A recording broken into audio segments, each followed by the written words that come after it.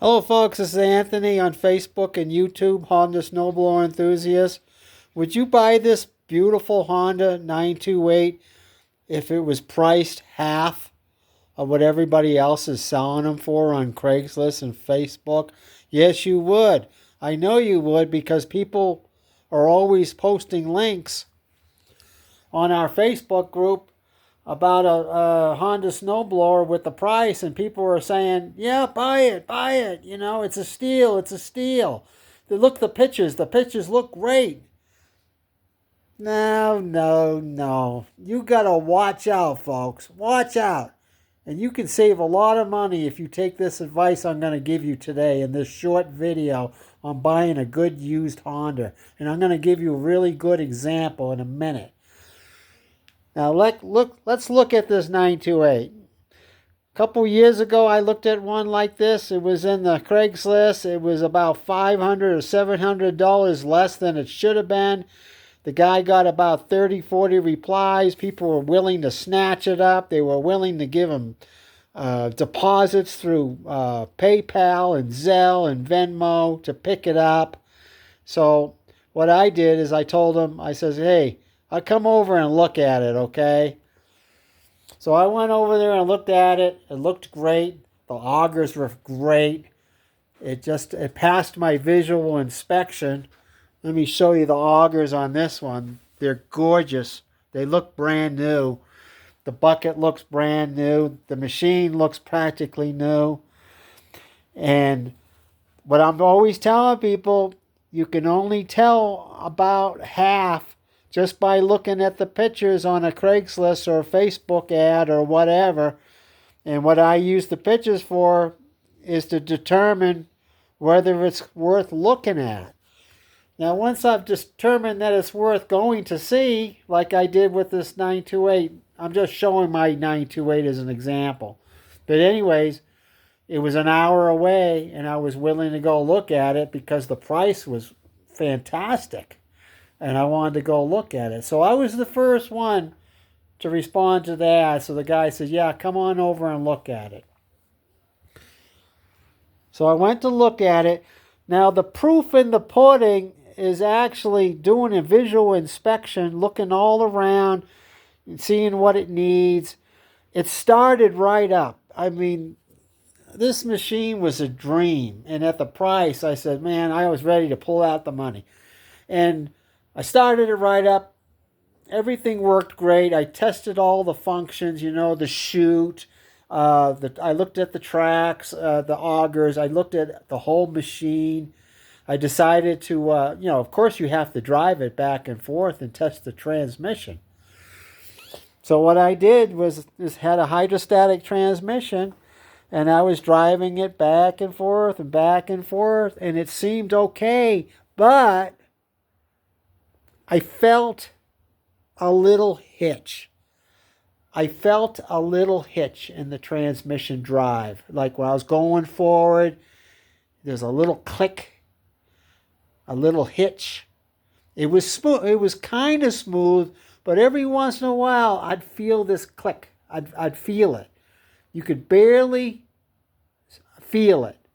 Nobody else, hardly anybody else would have caught it. One person out of 100. Somebody like me. Somebody like you, now that I'm telling you about this. You want to make sure that the drive is nice and smooth, going forward and backwards. And all the functions work. The augers, the impeller, everything works as it should before you're going to pay that price. And I said to myself, there's something wrong here. And it was the right side transmission gearbox, which I've been talking about with different videos on Honda Snowblower Enthusiast. Let me show you what I'm talking about. Here's the final drive gearbox on this machine, on a same machine, an 828, 928, or whatever, 724. I'm rebuilding this gearbox right now. If the pin's broken, the drive won't work. There's a pin on the axle that goes in right here. See if I can show you. I got to take the bushing off. You see that pin right there? That can break. and it's married to your axle, and then it won't drive. That's a whole nother topic. In this case, it was the countershaft. Here's the countershaft right here. The splines on the machine I was looking at were worn like these are. And it was working. It was working sometimes, but when it got to a particular spot, it would skip. It would skip and make a click noise. It also has a pin on it that goes to the gear. And what happens eventually is that these splines will wear out. And this is a $22 part. And this $22 part would have cost the owner about $600 US dollars to repair, to take the labor to take the gearbox, access the gearbox, whether in frame or off, and repair it. You might have to replace gears, excuse me.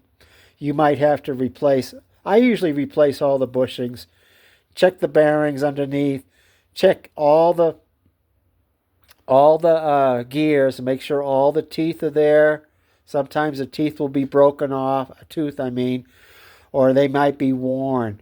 So this very expensive proposition, you're talking about $250, excuse me, $300 in parts. The countershaft was only $22.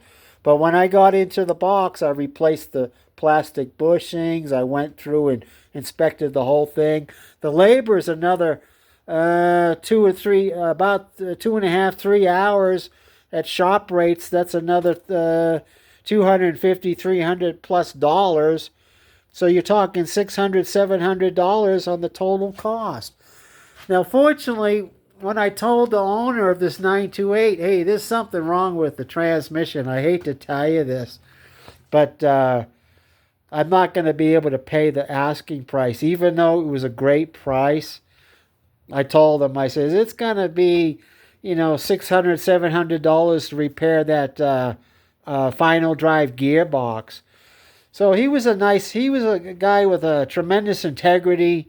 He offered the machine for almost $1,000 less, considering the work that I was going to have to do, because I pointed out a couple other things to the machine that needed done. It needed a general servicing, which could be another $200 or $300. So I pointed all that out. I told him who I was, and I said, look, somebody buys this machine, they're going to be into it for another $1,000 probably. So he took a bunch of money off the price, and I bought it, and I was able to repair it with my own labor, okay? And he could have very easily sold it for his asking price. He told me he had 30 replies to the ad, and people were coming over, and a couple people offered him, more than he was asking. I mean, the machine was that good looking, and the price was fantastic. I can't remember why he was selling it, but I don't know if he was moving or he bought a new machine or whatever.